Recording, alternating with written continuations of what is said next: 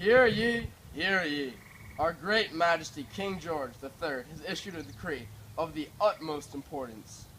From here on in all government officials shall provide quarters for all of the king's men. The king does not request that you relinquish the control over your own home, just that the officials provide barracks for his soldiers. If there are no barracks available, they offer a local barn or stable to the soldiers. These changes are to be administered by tomorrow at midday. I can't even believe the nerve of the king. Why should I let people I don't even know live so close to me?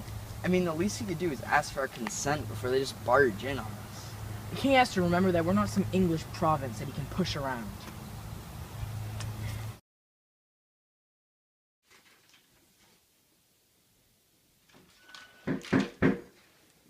I'll get it.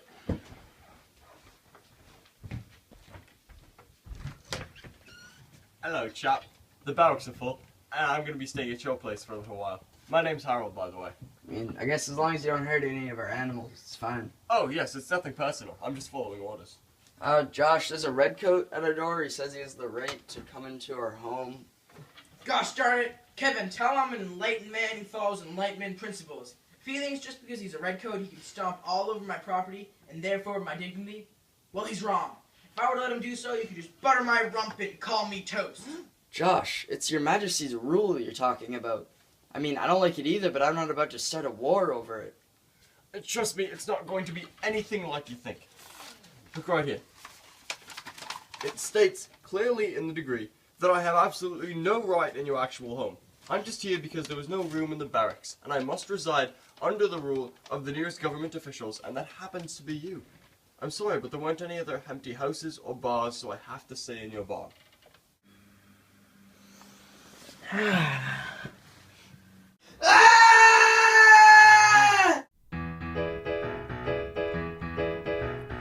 People, let me tell you about my best friend. He's a warm-hearted person who loved me till the end. People, let me tell you about him. It's so much fun, whether we're talking man to man or whether we're talking sun to sun. People, let me tell you about him. It's so much fun, whether we're talking man to man or whether we're talking sun to sun. People, let me tell you about my best friend. This is just preposterous. I was reading a book the other day written by a guy named Rousseau. I'm not sure if anyone else has heard about this guy, but he has some good stuff to say. He says that the best form of government is that of representative democracy. A government that is based off of popular sovereignty is the key to stability. Does the king want chaos in these colonies? Because I'll give it to him. So, where'd you grow up? I grew up in Longshire. We were all well over 6 feet back.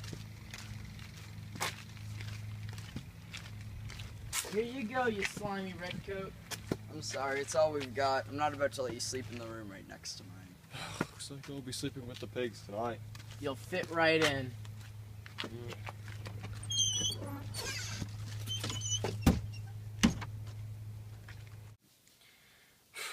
I don't understand why Josh is being so bitter about this whole situation.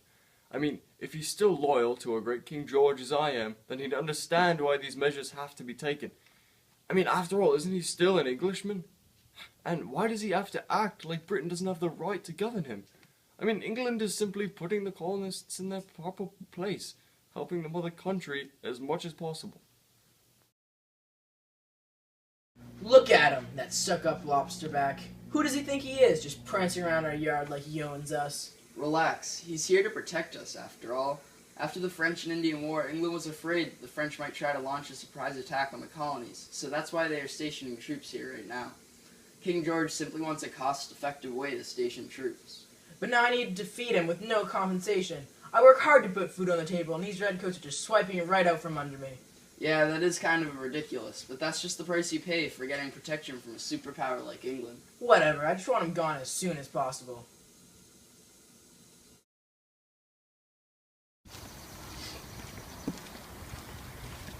What do you want now? Josh, I haven't eaten a single thing since I arrived here in the colonies. And the decree states that you are required to feed me. Now, do you mind if I come in and have breakfast with you? I actually do mind. Now, fetch, you British scum! Stop it, Josh. You're being immature. Harold, come inside.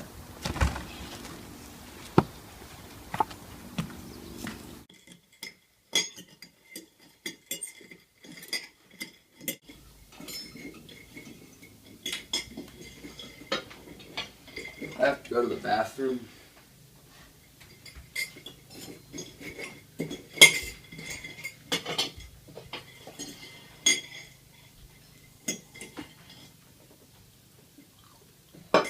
Josh, can you pass me the sugar? Pass you the overly taxed sugar. You what? I said I'll pass you your overly taxed sugar. You what, mate? You heard me, dirty lobster back! I'll wreck you! I swear on me, Mum! Ah! I just don't know what to do with those two anymore. They're like Japanese fighting fish. They just keep going at it. Both parties have to give a little, or this isn't going to end well. Right now, I can only see this conflict ending violently. I don't understand why Josh can't accept England's protection. I mean, we simply want to save money protecting the colonies. It would be horrible if I had to endure a 2-month-long journey every time the colonies were in trouble. I'm just sick and tired of this nonsense. I simply want him out of my life. I didn't ask for this.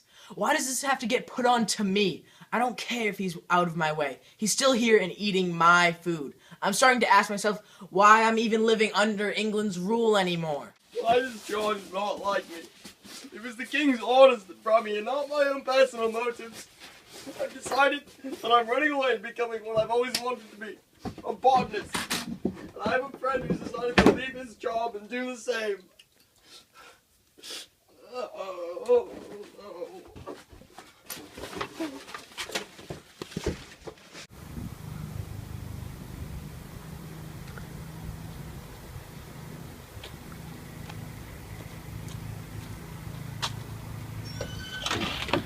Where are you going? Botany!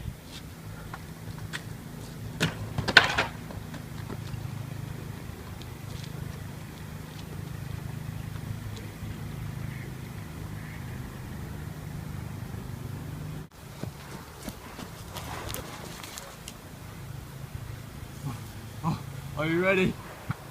To botany?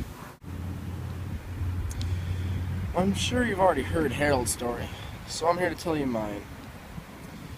I was the town courier, but I'm turning to a life of botany.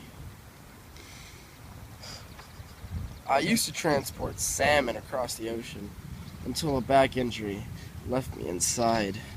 I was only 18 at the time. I only went into the courier position to support my beloved Tuntatona. I've finally snapped, and I'm going into botany so I can go outside. What type of flower is this? Oh, I think it's Camellia Valerio. Oh. Now how old are you? 27. Oh, 27. The big 2, 7?